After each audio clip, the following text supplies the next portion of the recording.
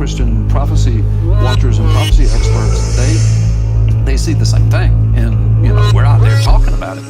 But that's what's happening. The whole center of the Word of God, the whole center of God's plan, the whole center of the gospel, the whole center of the coming rule and reign of Jesus Christ, the whole center of world politics eventually somehow focuses right back in that area. There's something very magnetic, spiritually, demonically magnetic about that area.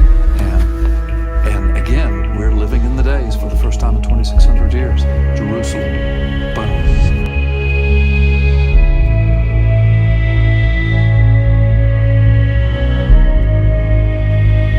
In early June 1987, the residents of an apartment building in downtown St. Louis succumbed to a phenomenon previously unrecorded. Two died of unknown symptoms, others sick for days for no discernible reason. And one resident driven to madness and suicide. There are several theories: a poisonous gas, a deadly mold, perhaps even a biological attack. Or was there something even more sinister at play?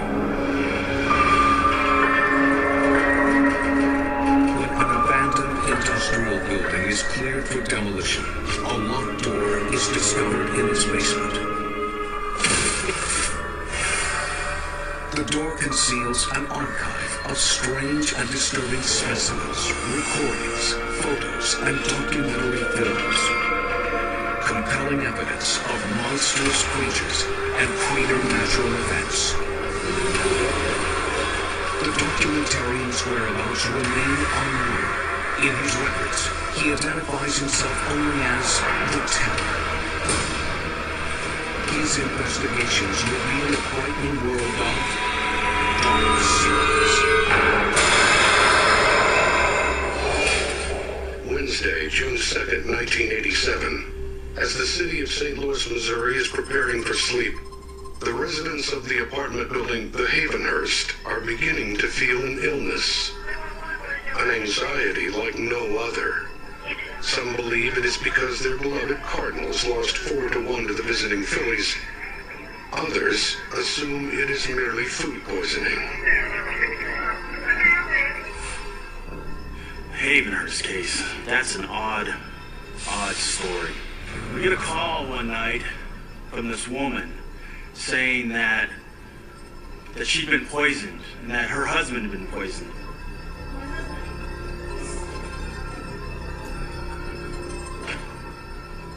I sent over a patrol car and an ambulance. It soon becomes evident that the couple in Unit 3 are not the only tenants suffering. Whatever it is, it's spreading fast. I got the fire department to work with me. When we get there, and there's all these other sick people everywhere. When we started cordoning off the areas. It is a disturbing situation. Detective Kimsey and his patrolmen check the rest of the units. We got everyone out of the building, and just to make sure, we combed the whole building to see if there was anybody left, anybody hiding, anybody scared, anything like that. We checked out the whole building. It wasn't until we were sweeping the 8th floor of the Havenhurst when we heard it. Gunshot. The sound echoes throughout the building, reverberating through the oversized shaft that forces air into the stuffy apartments. Hudson was the first one to find the body.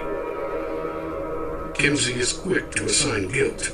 He believes this closed-air building is perfect for a terrorist attack. We thought perhaps that he was the perpetrator and that he put something through the shaft that made everybody sick. And I guess he figured that he'd rather just off himself right there instead of going to jail. And so he shot himself. An autopsy reveals something strange, but the higher-ups refuse to release any information. Kimsey leans on the coroner for the truth. All of his organs were crushed. Like jelly, like goo. All of his insides were a mess. 37-year-old Ted Brasher is innocent. Kinsey now believes he suffered the same affliction as the others, and the excruciating pain drove him to suicide. And then the CDC and the Army, even the gas company, they went through that place for 2 weeks, and nobody could find anything. Although no evidence of any hazardous substance is ever discovered, those who stay in the building for too long begin to experience the same symptoms. All science fails to find an explanation, but another option remains: the supernatural. The owner of the building is a deeply devout Catholic and contacts his priest. Father Joseph Bregman is still troubled by the Havenhurst incident. It was widely known in St. Louis what had happened. There was a thought by my parishioner, whose name I have to keep secret for confidentiality reasons, that the building might be possessed. Exorcisms are not given as a matter of right by the Catholic Church. They're only performed when there is no scientific reason for the possession. That is, a possession by an evil spirit.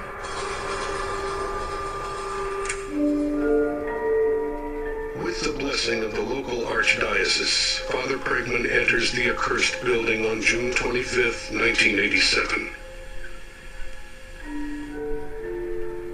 I was armed with my crucifix, my Bible, holy water.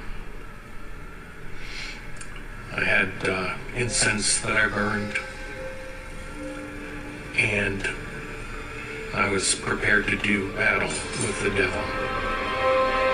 For over 16 hours, Father Bregman reads the rites, shouts prayers, and fights the devil. I could feel my strength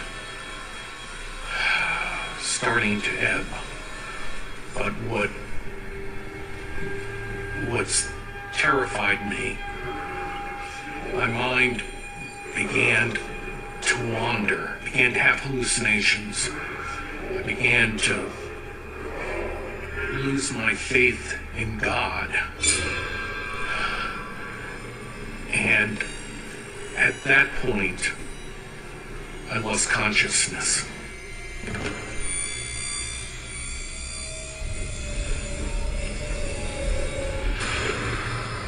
A fellow priest goes up to check on Father Bregman and finds him convulsing on the floor, coughing, racked with the same symptoms.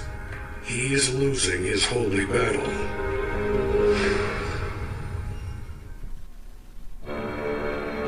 Tenants in the Havenhurst apartments have come down with a mysterious and deadly illness.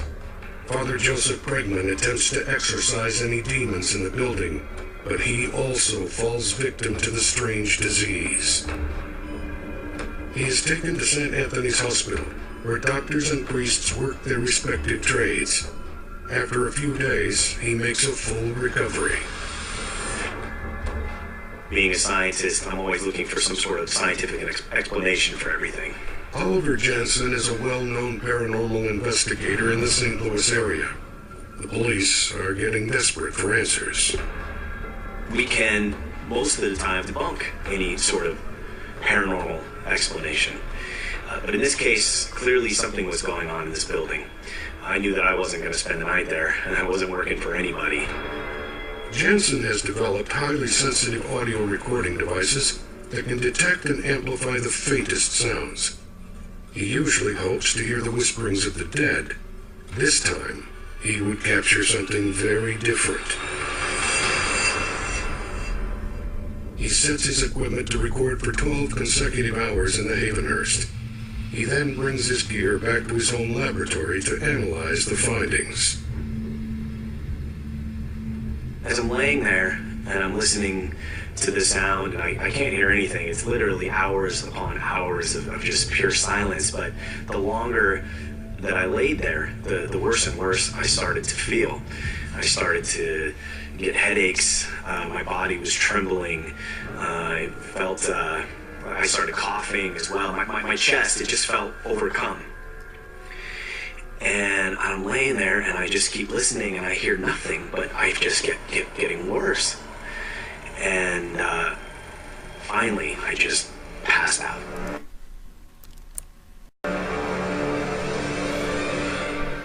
Unlike the other victims, Jansen's symptoms get worse, not better, when he leaves the building. And I don't know how long it was later, but when I awoke, I felt better. But I still had the headache, but I definitely felt better. And I had noticed that the recording equipment had stopped playing. Jansen is about to have his eureka moment. I'm not listening to the recording device anymore. And now the effects are starting to go away. What could this be? And that was it right there. That was the moment when I was like, okay, here we are. I started thinking back on the research that I had done on Dr. Vladimir Gavreau. He was a scientist back in the 1950s and 60s. And in his lab, a lot of his assistants were getting sick. He couldn't figure out what was going on. And it turned out that there was some sort of fan blade that was going, right? And it was causing everyone to get sick. And he started to realize that it was actually the tone that it was creating in the room, okay? So the tone itself was actually interfering with the actual human body, and that's why people were getting sick. So he started to do experiments. And eventually, he had discovered the actual resonance tone of the human body. Everything in the universe is vulnerable to its own unique frequency. That principle explains the dramatic destruction of the Tacoma Narrows Bridge in 1940.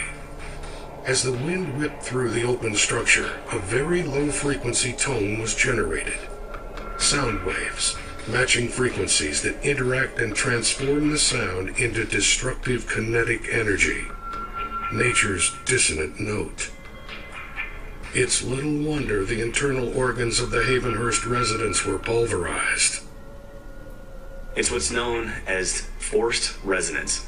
It's basically the same thing as when an opera singer sings and can shatter glass, or you hear a cannon boom echoing through the mountains and it causes an avalanche. Essentially what was happening in this building, it was being used as a Helmholtz resonator. Yeah, I don't really understand the science. All I know is I got a bunch of dead bodies laying around a building. Nobody can figure out what did it. And this paranormal guy is telling me that there's some special sound that's killing everybody. So I'm willing to listen to him. All I want to know is it intentional? After Jansen's revelation, the police examined the building's fan and ventilation system. So I took my information to the city planner. And so we got out the blueprints and we matched them up. And it turns out that somebody had taken the sound baffling out around the fan. Hello, I'm Pierre Durand. And what would you like me to tell you? I decide to dig deeper into Dr. Gavreau's experiments. Durand is my guy. He was there. Well, my name is Pierre Durand, and at the time it was in 1957, between 1957 and 1960, I was working under Dr. Gavreau, Vladimir Gavreau. Now I can tell you about the project, but at the time, of course, everything was very confidential. We were trying to create a robot, a mobile robot, that will be designed to go on warfare. A soldier.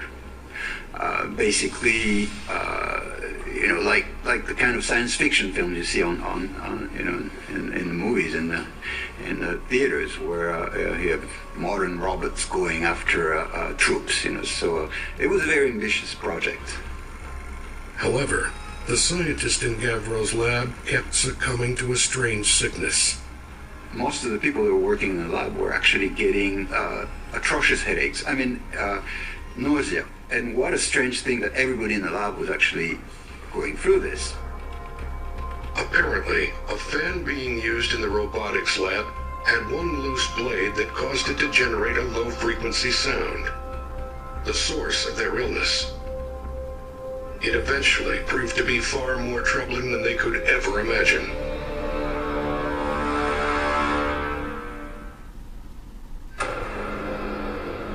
residents of the Havenhurst apartments have suffered the same illness as a team of French military scientists back in 1957. Dr. Vladimir Gavreau, the head of the French team, had been perplexed for months. And then Dr. Gavreau finally realized what was the problem. This low frequency was creating all this, what I will call mental and physical damage to us. Consider the visible spectrum. Ultraviolet is the color above visual perception, and infrared is the color below visual perception. The same holds true for sound. Ultrasound is high-frequency sound above human perception, like a dog whistle, and infrasound is below human hearing, like the low hum the fan is emitting. We just made an amazing discovery. We just discovered that actually a certain level of low frequency, sound frequency, could be damaging to humankind. So bingo, now we have a weapon. Gavreau scraps the robotic warfare program and begins work on something far less expensive and potentially more deadly: destructive harmonic audio resonance. So we finally came out with a 7 hertz frequency, which is basically the same frequency as brain waves. Also your organs are at 7 hertz frequency. Many things. 7 hertz, the frequency of the offending fan. 7 hertz, the frequency of human organs. 7 hertz, the median alpha rhythm of the human brain. We had an assistant. His name was Saint-Marc, I believe. I don't remember his first name now, but he thought, if we're going to invent this kind of device, what we need is something to let us know if it's on or off. Being proactive, lab assistant Claude Saint-Marc decides to work through the night. He is close to perfecting an infrasound warning system, a canary in the coal mine to keep them safe. His ironic mistake: he leaves the infrasonic weapon powered on. So the assistant was passionate about it, and he worked late in the lab, and we were all gone, and he forgot to actually turn the weapon off.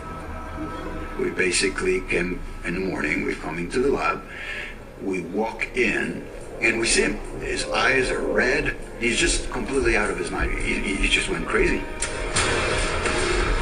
They find Saint-Marc convulsing violently on the floor. The young scientist is completely incoherent. Unfortunately, he never recovered from what happened. I mean, the poor guy, that was the end. So we knew we had something in our hands that was quite powerful here. Gavreau continued his work and eventually built prototypes of sonic weapons, including a 75-foot-long sound cannon. Over the years, other military and police departments have developed sonic weapons that emit harmful, pain-inducing tones. One weapon, known as the long-range acoustic device, is used to counter piracy on ships and is a non-lethal crowd control weapon. I believe this same technology was deployed against the tenants of the Havenhurst apartment building. But who could have done this? And the bigger question, why?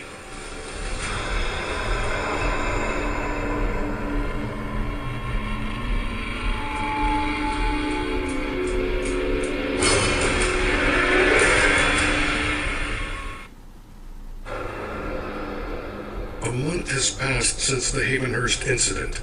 Most are convinced infrasound is the reason for the illness, but some still hunt for an organic cause, like bacteria or mold.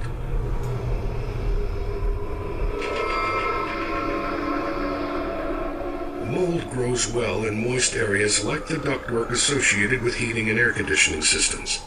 It is often odorless, even while it attacks its victims, causing respiratory problems and even death.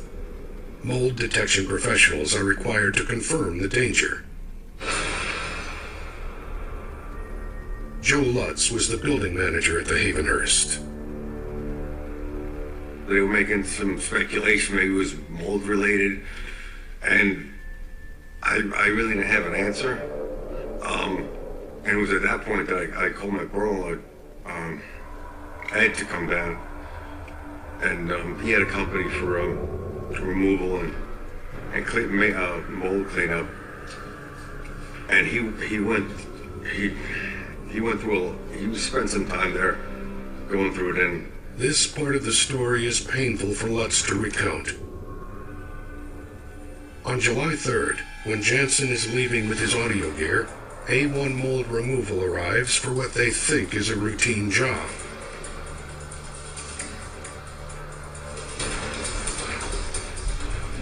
When I started to put all the signs together and realized exactly what was going on in this building, this became a very, very dire situation. I understood somebody had actually committed suicide. I knew about the priest. And when I understood exactly what was happening, I knew this is a very, very dangerous situation, and I needed to act immediately to get these mold guys out of there. I still knew that they were in the building. Jensen now knows that the illness was caused by sound, not mold, and the protective gear the mold team is wearing offers little protection. The modern sealed building again becomes a tomb. By the time I finally had arrived there, I walked up onto a scene. It was not a pretty sight. Clearly, these men had gone psychotic. I got a phone call that Ed and his partner they went nuts on each other. I mean,